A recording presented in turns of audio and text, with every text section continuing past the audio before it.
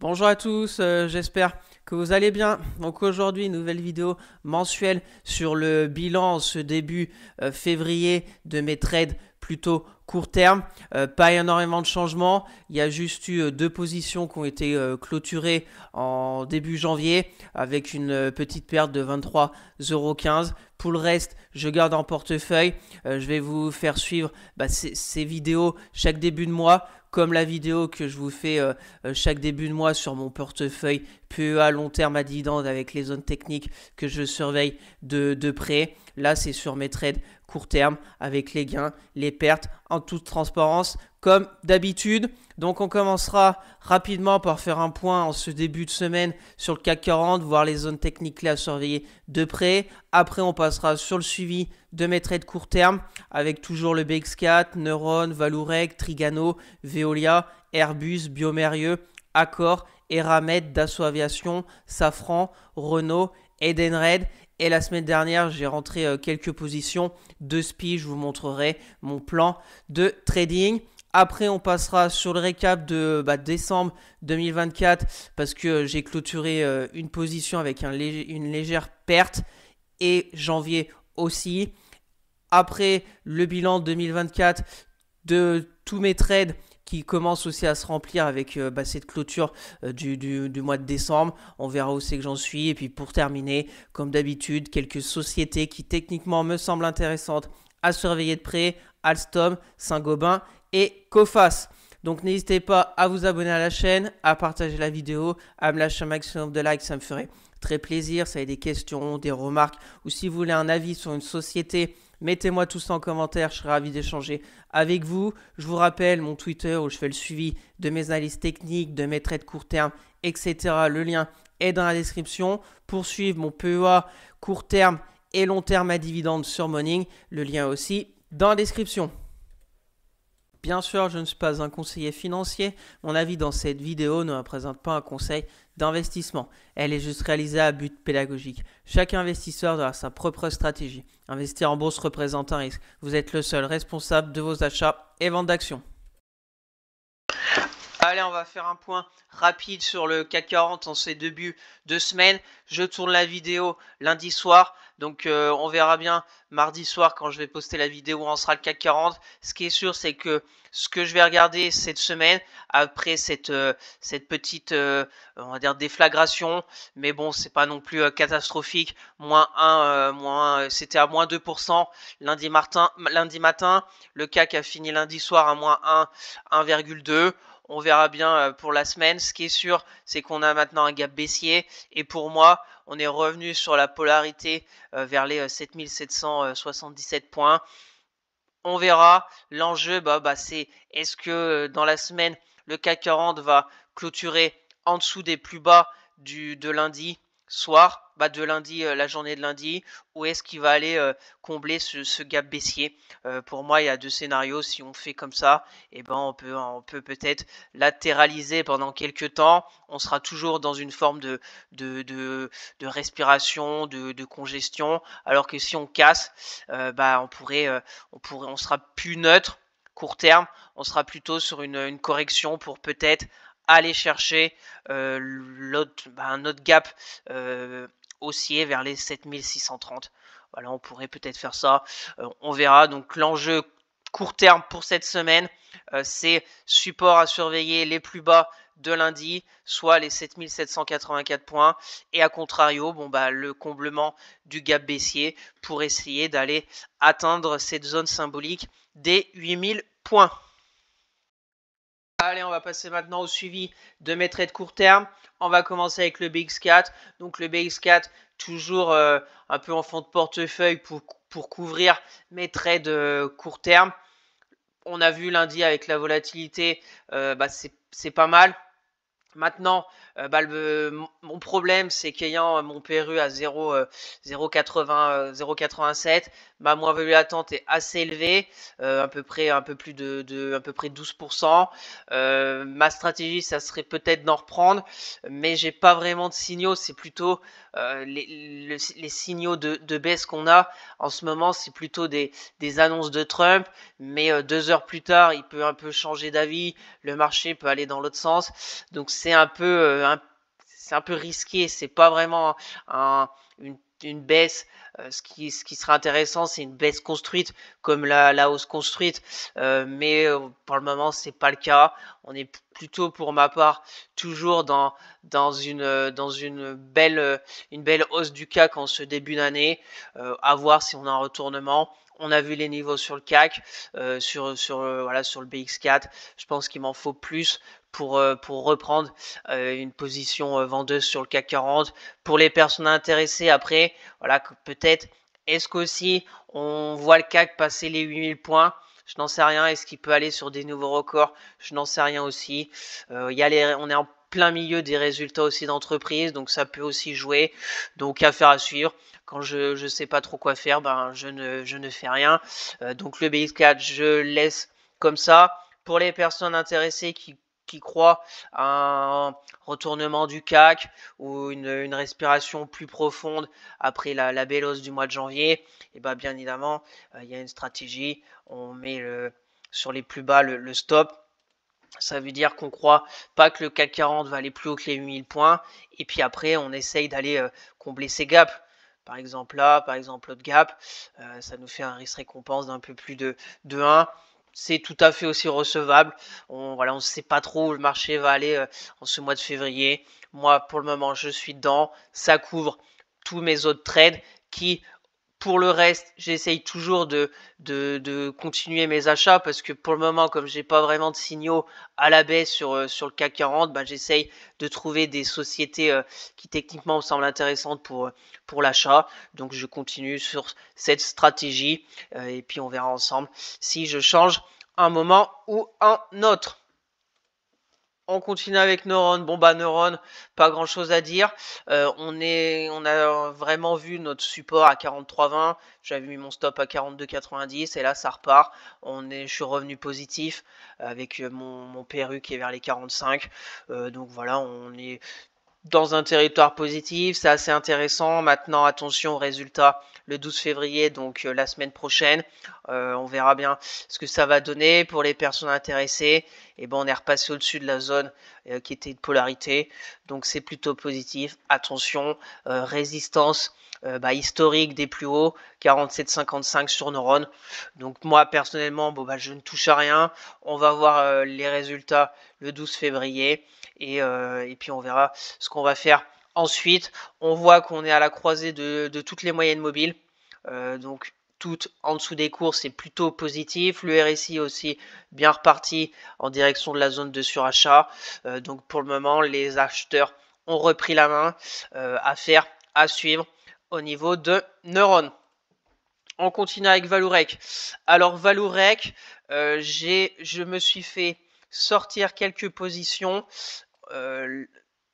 C'était mercredi 29. Pourquoi? Parce que j'avais mis un stop. Je crois que c'était vers les 17,70. Par ici, j'avais mis un stop. Il s'est passé que mercredi, on a eu un gros gap baissier. Je me suis fait sortir, mais comme j'en avais repris des positions le 24 janvier, je me suis fait sortir 2/3 de mes positions. Voilà, c'est comme ça. Après, le marché est reparti à la hausse. C'est comme je vous ai dit en début de vidéo, attention à la volatilité en ce moment. Voilà, si vous mettez des stops, moi je préfère quand même mettre des stops au cas où, parce que je suis pas toute la journée devant les écrans. Ça peut aller très vite dans la baisse pour X ou Y raison. Voilà, c'est comme ça. Des fois ça nous sauve. Des fois comme Valorec, ça repart. Après, tant mieux, je me suis fait sortir 2/3 de position. en positif parce que mon PRU est à 16,61. Donc voilà, c'est reparti. J'ai encore quelques positions de Valorec. J'accompagne. Est-ce que je vais en reprendre? Je n'en sais rien. J'attends de voir aussi. C'est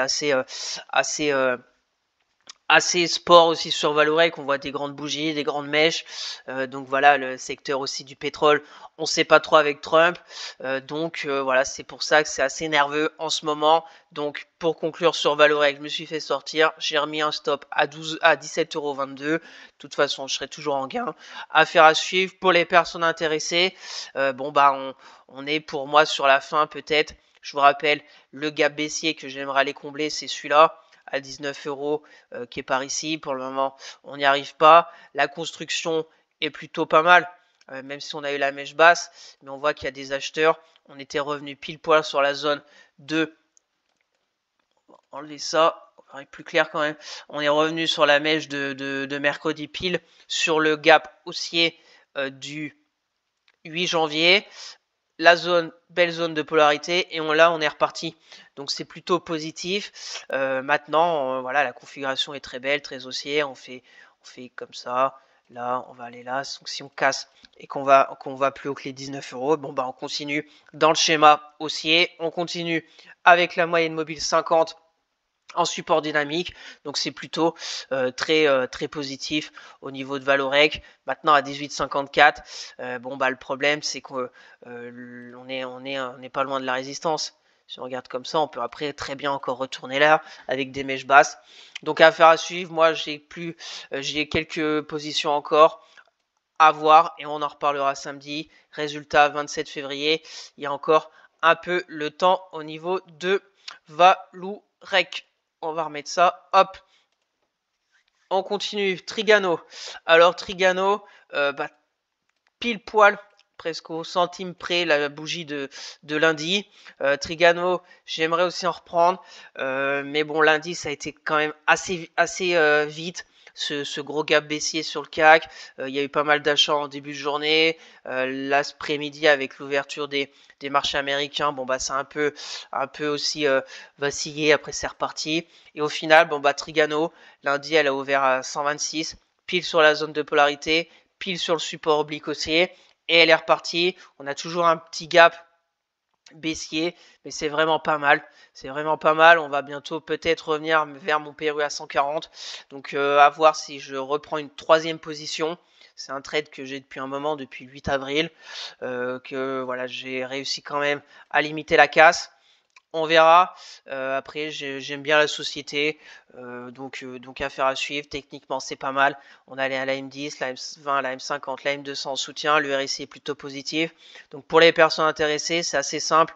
Soit on regarde, bon ben, je sais pas, mardi soir où on sera Trigano, peut-être qu'il aura comblé son gap baissier.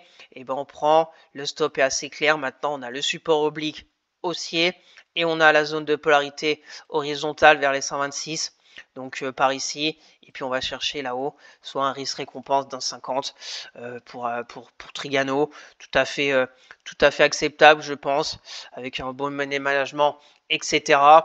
Après, à vous de voir, on en reparlera samedi au niveau de Trigano. On continue, Veolia. Donc Veolia, pour moi, on était dans une sorte peut-être de biseau là. On est sorti par le haut, c'était intéressant. On s'est tapé un peu vers les 27,78. On voit pareil, vendredi 27,78 résistance. Lundi, bon bah on cale un peu, mais ça paye la journée. Est-ce qu'on a une sorte de... Je sais pas trop, Veolia, j'arrive pas trop à la cerner là techniquement. Pour moi, bon bah support 26,34, résistance 27,78. Donc pour le moment, je touche à rien. Les résultats fin du mois, voilà, c'est quand même sur une belle baisse. Après, j'ai qu'une petite position avec pour le moment une moins-value latente. J'aimerais aussi en reprendre. J'aimerais peut-être la garder un peu plus longtemps. Veolia, c'est très neutre si on se met en hebdo. Voilà, c'est le moyenne mobile, on travaille autour, c'est assez, voilà, on est sur des niveaux 27-36, c'était des prix en 2023, c'était des prix en 2022, en 2021, donc il n'y a pas non plus des grandes envolées ni à la hausse ni à la baisse, c'est pas vraiment directionnel Veolia, donc affaire à suivre au niveau de Veolia, on en verra samedi où elle en sera. On continue avec Airbus, donc Airbus, plutôt une belle semaine dernière. Début de semaine, bon bah lundi, pareil, gap baissier qui a été comblé dans la journée, donc elle est plutôt forte. On est toujours pour moi au-dessus de la zone à surveiller, les 161,10 €. Techniquement, c'est très joli. La jambe de hausse, le range de respiration, on casse la résistance des 161, on revient ici, donc faut repartir pour aller chercher les 171 € qui est des records absolus sur Airbus. Donc j'accompagne, pareil, deux positions, mon PRU à 150, mon stop à 158. Donc voilà, maintenant, bon bah, j'accompagne jusque où elle veut m'emmener. Pour les personnes intéressées, bon bah, le support à 161, après elle a 166, à voir. Ça nous fait quoi, un stop à 4,5? Tout à fait, oui, tout à fait. Après, bon bah, il y aura là-haut, attention. Peut-être des prises de bénéfices, qu'on arrivera sur des sommets sur Airbus.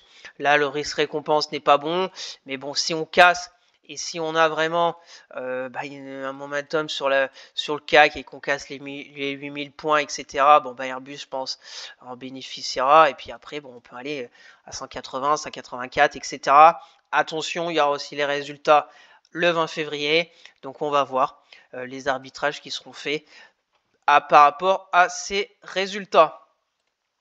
On continue, Biomérieux. Bon bah Biomérieux, on travaille la zone, on va se mettre en hebdo, la zone ici de résistance à 117,20. C'est des prix, voilà, on voit ici des prix de 2020. Donc elle a quand même très bien progressé, techniquement aussi très jolie, même en hebdo. J'avais tracé des résistances obliques.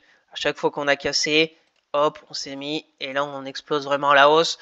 Donc là, ma stratégie, bon bah c'est pareil que Airbus, j'accompagne, elle est vraiment au-dessus de la moyenne mobile 10. Il y a une vraie force des acheteurs, donc à suivre. J'ai deux positions, mon PRU est à 98 €, mon stop est à 110, donc je pense remonter le stop, en reprendre. À voir, les résultats, ce n'est pas tout de suite. Le RSI en zone de surachat depuis un moment, donc il y a vraiment une force. Les bandes de Bollinger aussi. Donc c'est vraiment, là on voit que ça fait une semaine qu'on est au même endroit. On va voir. On va suivre de près Biomérieux. Pour les personnes intéressées, bon bah ceux qui n'ont pas de position, bon bah c'est essayer de vraiment d'aller encore plus haut. Le stop, on voit si on se met en 4 heures. On voit très bien la phase de latéralisation, un peu comme ici, on était monté, on a latéralisé peut-être 2-3 jours. Là, pareil, on a la hausse, la latéralisation. Donc, si on casse peut-être les 118, et ben, on peut peut-être aller plus haut. On verra bien. De toute façon, c'est haussier, il faut chercher des achats sur les tendances haussières, donc sur Biomérieux. Et puis après, on peut aller là-haut, 126. 126, ça correspond à des résistances de 2021. Donc voilà, on accompagne et on va voir jusqu'où ça peut nous mener. Biomérieux, je vais vous la faire suivre bien évidemment jusqu'à que je sorte. Donc voilà, il y a un scénario acceptable, je pense, sur Biomérieux. Soit on met un stop très serré, soit on met un stop plus long.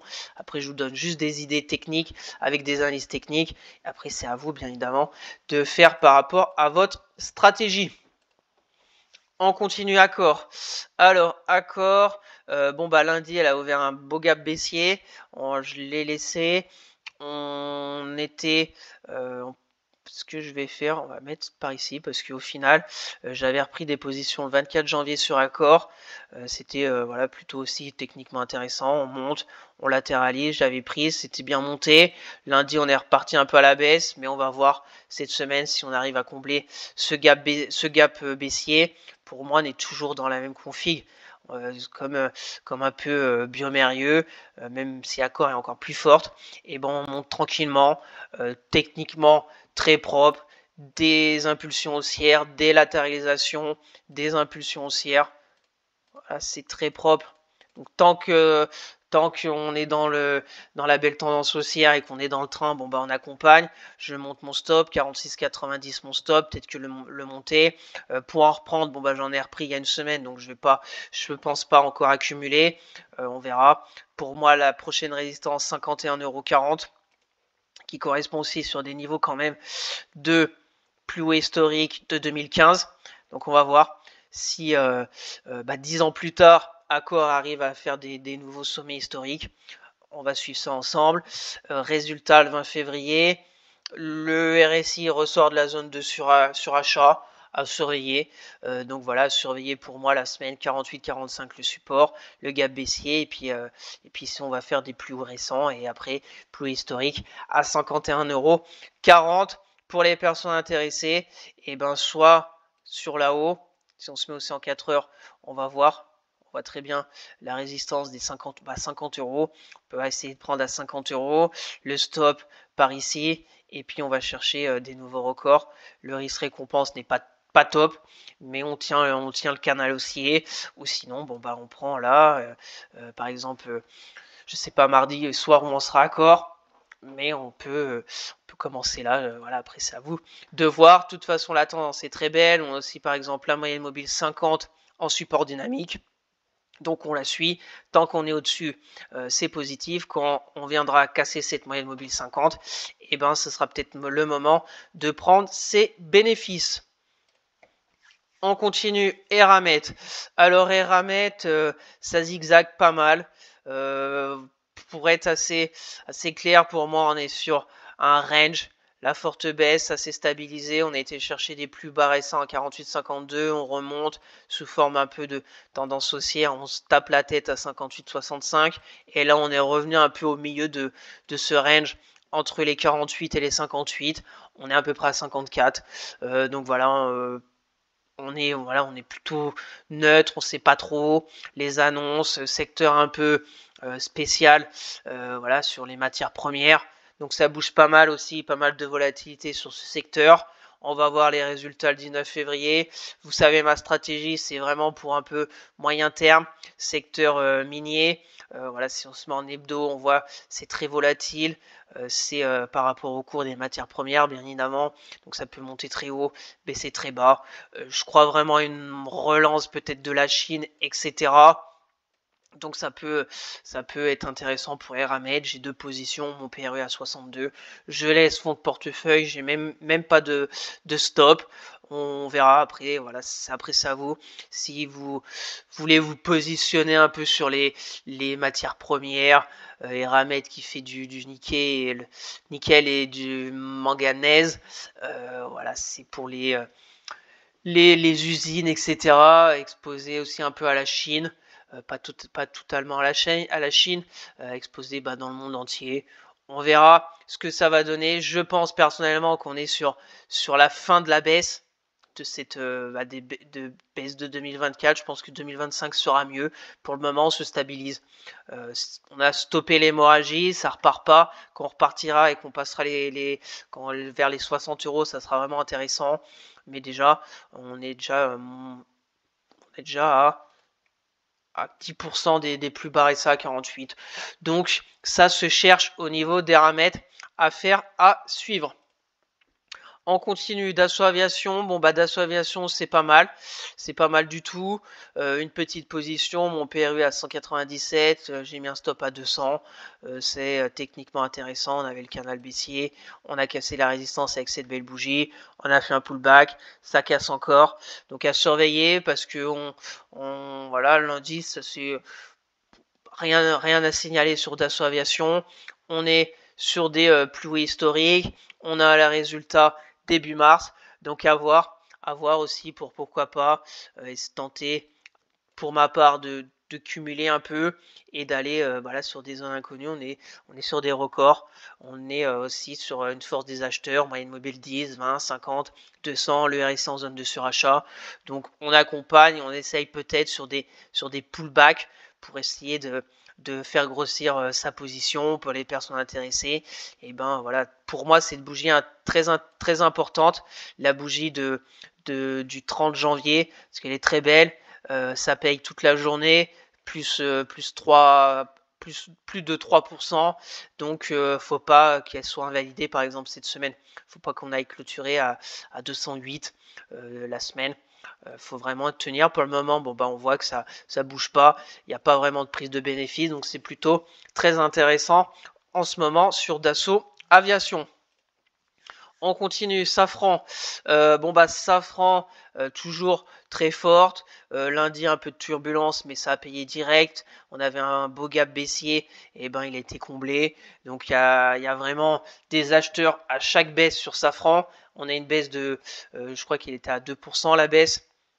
Lundi matin à peu près, ouais 2%. Et ben ça a payé toute la journée. Donc on voit que même s'il y a de la volatilité, et ben ça paye. Ça paye. On verra si ça va continuer encore longtemps ou pas. Moi, je suis dedans. Mon PRE à 210. J'ai remonté mon stop à 225. On est aussi sur des records au niveau de Safran. Donc maintenant, bon bah c'est pareil.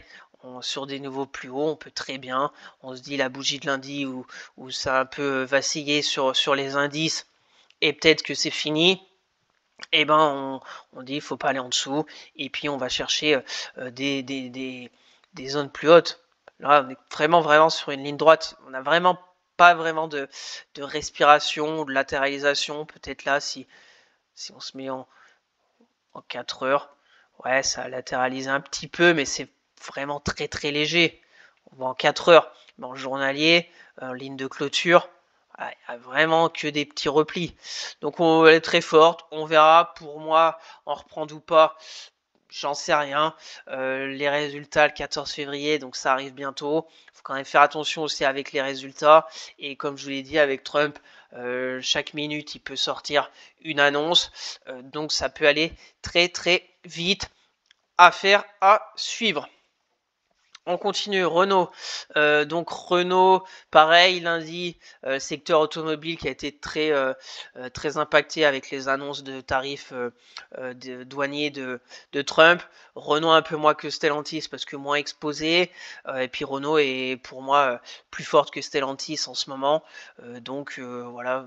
Pareil, ça gros gap baissier, à peu près 3 ou 4%, et ça a payé.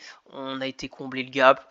Donc pour le moment, bon bah Renault, j'ai pris le 7 janvier. On est au niveau, on est revenu vers mon PRU. Pour moi, la résistance est à 50,32. Donc là, on est sous résistance. Il y a soit on voit, c'est pareil, c'est très propre. On était label impulsion haussière, latérisation, impulsion haussière. Là, ça zigzag. On va voir si elle arrive à passer les 50,32 €. Surtout, bon bah pour moi, la zone n'a pas enfoncé, c'est les 47,05. Donc pour le moment, elle se rapproche des 50,32 €. Si on casse, et ben faudrait voir pour aller après chercher les 54,12. C'est un peu mon objectif. Attention, les résultats le 13 février, la semaine prochaine. On va voir ce que ça va donner. Croisement, croix dorée, Golden Cross il y a quelques jours, donc c'est plutôt positif. Je vous ai fait une vidéo sur cette figure technique avec le croisement de la moyenne mobile et de la 200. C'est toujours plutôt un signe positif. Donc on va voir jusqu'où Renault va pouvoir nous mener. On continue avec ce Edenred. Donc Edenred, je vous ai fait pas mal de vidéos sur Edenred parce que la configuration technique, je l'adorais. On voit en hebdo, très forte baisse, une stabilisation. On a cassé la moyenne mobile 10. On a cassé la résistance oblique baissière. Et on voit qu'on est vraiment reparti. Pour combien de temps, je n'en sais rien. On voit qu'en hebdo, on fait un croisement M10, M20 en ce moment. Donc c'est plutôt très positif. En journalier court terme, j'ai pris position vendredi 24 sur franchissement de la résistance vers en dessous des 32 €. Mon stop est à 30,60. Voilà, pareil, j'avais ce support oblique, mais attention les mèches. On voit la mèche de lundi, on n'était pas très loin. On n'était pas très loin des 30-60. Des fois, pour quelques centimes, on se fait sortir. C'est comme ça. La bourse, c'est un peu le temple des regrets. Hein. Des fois, ça va dans notre sens, des fois contre nous. C'est comme ça. Faut faire avec. Donc maintenant, on est reparti. Là, lundi, on fait une mèche basse. La polarité est maintenant en dessous des 32. On voit très bien une mèche basse mercredi, une mèche basse lundi. Donc il y a des acheteurs qui sont vers les 32. Donc plutôt positif. Maintenant, on a toujours l'objectif d'aller combler ce gap. Voilà, bon, moi je viens de rentrer, donc je vais laisser un peu faire. Maintenant, bon, bah, prendre position par ici, rien de déconnant. On a notre zone a pu à pas retourner en dessous. Si la semaine, bon bah on casse les 32, on casse le support oblique haussier, et bah ça sera bien évidemment négatif sur le titre. On reviendrait après cette longue phase de congestion. On est sorti par le haut en plus avec de la vitesse, donc c'est plutôt très positif. Maintenant, bon bah ça marche pas tous les coups. On a le gap baissier et on a la zone ici qui peut être intéressant, les 34,50. Et puis après, bon bah il y a énormément de potentiel, mais je vais pas vous montrer qu'elle peut aller à 43. Moi je suis dedans, on verra bien jusqu'où elle peut nous mener.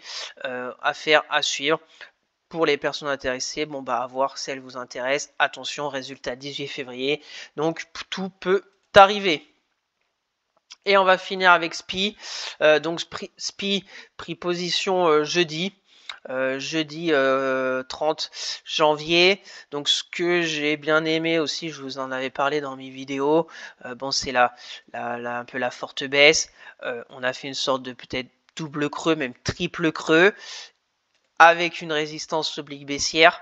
On a eu la bougie très intéressante du 15 janvier. On a été plus haut. Là, on a fait une sorte de drapeau et on a cassé par le haut. Peut-être zoomer un peu. On a cassé par le haut, donc j'ai pris position le 30 janvier en journée. Ça me fait un PRU avec les frais, etc. à 32 €. Voilà, on est un peu en dessous là, à 31,66. Affaire à suivre. J'ai mon stop ici à 30,38 parce que si on revient là-dedans, bah ça serait négatif. On a bien travaillé la zone.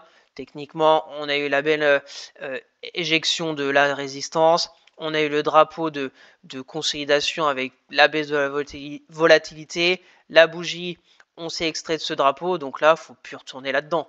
Si on retourne en dessous des 30-38, pour moi, voilà, ça sera, le plan sera caduque. Après, je ne vous dis pas que SPI ne peut pas faire ça. Aller là et puis repartir comme ça.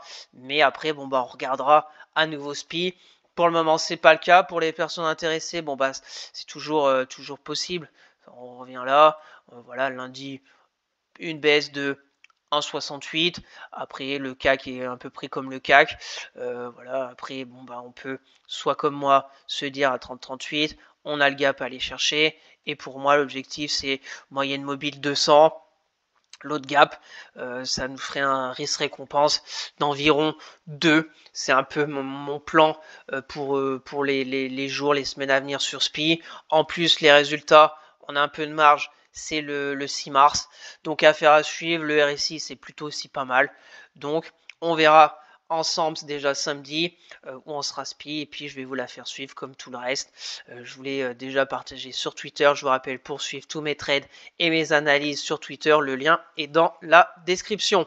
Donc voilà le suivi de tous mes trades en cours. On refera un point samedi, peut-être d'autres entrées cette semaine, affaire à suivre. Je vous donne rendez-vous samedi pour refaire le suivi de mes trades court terme. Allez, on va passer rapidement sur mes petits tableaux avec les positions qui ont été clôturées au mois de janvier. Donc on a L'Oréal sorti le 8 janvier avec une petite perte de un peu plus de 9 €, soit un peu moins de 3%. Et aussi Saint-Gobain, sorti le 13 janvier avec une petite perte de presque 14 €, soit environ 3%. Donc pas énormément de chamboulements et même de prise de profit ou même de stop qui ont été déclenchés en ce mois de janvier. L'Oréal pour quelques centimes et Saint-Gobain avec un peu la volatilité. Malheureusement, en cette année 2025, va falloir faire attention à la volatilité. On n'est qu'au mois de février, mais on a vu déjà pas mal de volatilité sur les marchés, avec bien évidemment Trump qui peut un peu faire bouger les marchés avec une seule annonce dans les deux sens. Donc va falloir être prudent parce que ça pourrait secouer cette année 2025. On va passer maintenant à mon tableau récapitulatif de tous mes trades de 2024. Donc je vous explique rapidement ce tableau. J'ai tout le nombre de trades qui a été fait durant l'année pour chaque mois. Donc quand on a par exemple février 7 et entre parenthèses 6, ça veut dire que au mois de février, j'ai fait 7 trades et 6 sont pour le moment clôturé. Donc il me reste encore un trade dans mon portefeuille du mois de février 2024. Donc je vous le montre parce que je vais vous le faire suivre aussi chaque mois. Et comme on a vu, L'Oréal qui avait été ouvert au mois de décembre a été clôturé début janvier, donc je l'ai marqué. Mois de décembre, j'avais ouvert 2 positions. L'Oréal a été clôturé, donc j'ai marqué la perte de 9,39. Donc pour le moment, 44 trades ont été ouverts en 2024, 33 ont été clôturés. Sur les 33, ça m'a fait un investissement d'environ 18 000 euros. Et pour le moment, ce qui est acté sur l'année 2024, c'est une perte d'environ 510 euros, soit un peu moins de 3%. Voilà, donc chaque mois quand je clôturerai mes trades en gain à perte, je le remplirai et on fera un point quand ce tableau sera rempli, peut-être en 2025. Allez, on va finir comme d'habitude par quelques sociétés qui techniquement me semblent intéressantes à surveiller de près. On va commencer avec Alstom. On va se mettre en hebdomadaire parce qu'on voit que Alstom avait très bien performé en 2024. Début 2024, on était à 10 euros. On est monté à 22. On a fait plus de 100% quand même de performance sur l'année 2024. Donc très forte Alstom. Et ce que j'aime bien en hebdomadaire, c'est qu'on est de retour sur une zone technique un peu clé de polarité. On a eu la hausse, on a eu la belle latéralisation, on a été vers les 22, on s'est tapé sur la résistance, la moyenne mobile 200 hebdo, et là on est de retour sur les 19 euros. Donc on va voir de plus près. Les résultats d'Alstom ont été moyens. C'était je crois le mois de janvier peut-être ici, ça a été plutôt vendu. Voilà, bon, le marché a décidé qu'ils n'étaient pas assez bons pour continuer, mais bon, il n'y a pas non plus une déflagration. Ce que je vois techniquement, c'est qu'on a une sorte peut-être de biseau là. Ça, voilà, une forte baisse. On a rebondi, résistance baissière. On est revenu ici à 18,77, la bougie du lundi 27. Et on voit là des toutes petites bougies la semaine dernière. On est revenu se taper sur la résistance. Et ce que j'aime bien, c'est la bougie de lundi là. On est revenu chercher la moyenne mobile 200. On est revenu chercher l'oblique. Et on est revenu chercher la polarité à 18,73. Donc c'est plutôt pas mal. Et on pourrait même avoir une sorte de peut-être double creux. Même s'il n'a pas vraiment au même ligne de clôture. Mais là on est à 4 heures. On voit ici et ici. Voilà. Donc pour moi à surveiller. De toute façon c'est le double creux, ça nous fait la ligne de coup par ici. En plus là on a une polarité en 4 heures. Très clair à 19,60 €. On voit le support. On voit ici en 4 heures qu'on a cassé. Pullback, on était plus bas. La méchotte sur le 4 heures du 30. Et on a voilà, une polarité sur la temporalité des 4 heures. Donc il y a deux pour moi ce que je vais surveiller parce que elle m'intéresse pas mal Alstom. La tendance court terme est pas très belle. On a la 10, la 20, la 50 qui sont baissières. Mais ce qui peut être intéressant, c'est soit on prend par exemple ici, là on a un risque récompense assez sympa parce que si on casse ici, pour moi on va retourner peut-être rapidement vers les 15,60 € et on va revenir là-dedans dans des prix de juin, de mai, là on avait longtemps hésité pour aller plus haut. Donc faut pas aller plus bas que les 18 €, on va dire 12. Soit on attend un peu là pour avoir un peu plus de confirmation à 19,60. On passe la résistance oblique baissière, on fait une clôture au-dessus de la petite zone ici de polarité qu'on a vu en 4 heures et qu'on voit ici aussi les 19,60 et la moyenne mobile 10. Bon là le stop est à 7%, un peu plus de 7% pour aller chercher là-haut soit un risque récompense de 2. Après c'est à vous de voir, soit vous prenez là, vous complétez votre position quand ça passe ici, vous remontez, voilà. Après, je vous donne juste des idées, des situations techniques qui me semblent intéressantes à surveiller de près. Après, comme je vous ai dit, court terme, c'est baissier, le RSI qui se dégonfle. Donc c'est un peu entre guillemets dangereux. Faut juste avoir un bon money management. Et si elle veut repartir, et bon, on verra bien. Je vais vous la faire suivre cette semaine sur Twitter. Si je prends des positions, bien évidemment, on refera un point samedi prochain. On continue, Saint-Gobain. Alors, ce que j'aime bien sur Saint-Gobain, c'est on voit très bien la résistance à 90,72 €. On a la hausse, on a un peu la phase, un peu de latérisation. On voit 90,72 la résistance. On a le gros gap de lundi.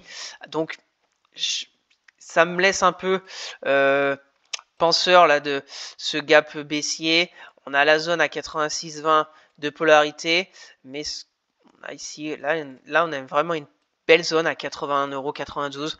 Je vais la suivre, mais je vais pas me précipiter sur Saint-Gobain parce que 81,92, ça me paraît aussi une belle zone pour regarder, surtout pour pourquoi pas prendre le train. On voit ça a bien travaillé. On peut aller là. On a fait une mèche basse ici.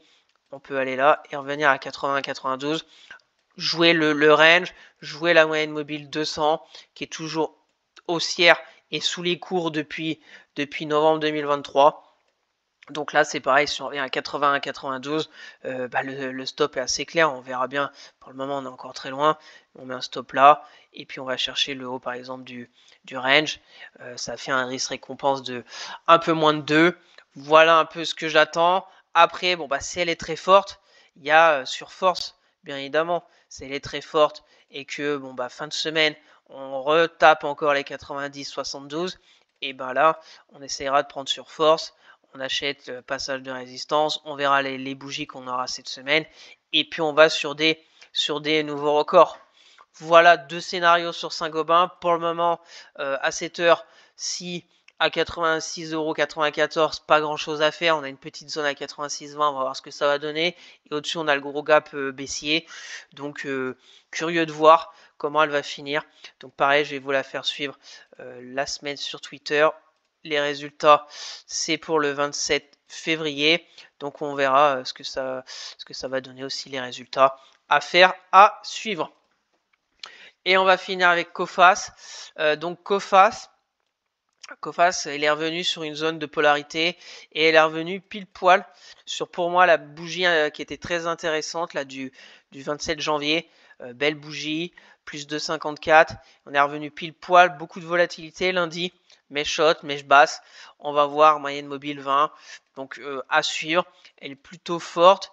On voit que techniquement, est-ce qu'on peut me regarder rapidement? On voit voilà que techniquement en hebdo, on était sur des records. Ça zigzague et on voit que quand elle était là au nouveau record, ça a chuté violemment.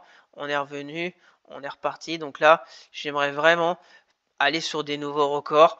Donc à suivre cette zone, à suivre la semaine. Pareil, si on tient les 15,35, et il y a une chose assez simple, c'est par exemple, si on fait une clôture plus haute que la bougie de lundi, on prend position, on essaye d'aller là-haut. Attention, parce que on a vu que précédemment, ici à 15,95 sur des nouveaux records, c'est la résistance. Mais si on continue le schéma haussier et qu'on va sur des nouveaux records, on aura un PRU à 15,60.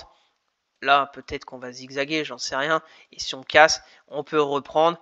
Et ça nous fait un très bon prix de revient. Et puis après, on remonte le stop à son PRU, puis on accompagne. Donc c'est une action forte en ce moment. On verra ce que ça va donner. Pareil, je vais vous la faire suivre toute la semaine sur Twitter. Donc voilà, 3 petites sociétés que j'avais envie de vous partager parce que techniquement très intéressantes à suivre. Donc on verra bien ce que ça va donner cette semaine pour ces 3 sociétés. Donc merci à tous d'avoir suivi cette vidéo. J'espère que ça vous plaît, ce bilan mensuel de mes trades en toute transparence avec le suivi de mes trades toujours en position, et puis quelques sociétés qui techniquement me semblent intéressantes à surveiller de près. Donc n'hésitez pas à vous abonner à la chaîne, à partager la vidéo, à me lâcher un maximum de likes, ça me ferait très plaisir. Si vous avez des questions, des remarques, ou si vous voulez un avis sur une société en particulier, mettez-moi tout ça en commentaire, je serai ravi d'échanger avec vous. Je vous rappelle mon Twitter où je fais le suivi de mes analyses techniques, de mes trades court terme, etc. Le lien est dans la description. Pour suivre mon PEA court terme et long terme à dividendes sur Morning, le lien est aussi dans la description. Sur ce, je vous souhaite un excellent début de semaine et on se retrouvera dans 2 jours pour la nouvelle vidéo sur le suivi technique des 20 sociétés en données hebdomadaires, partie 1 de ce mois de février. Allez, bye!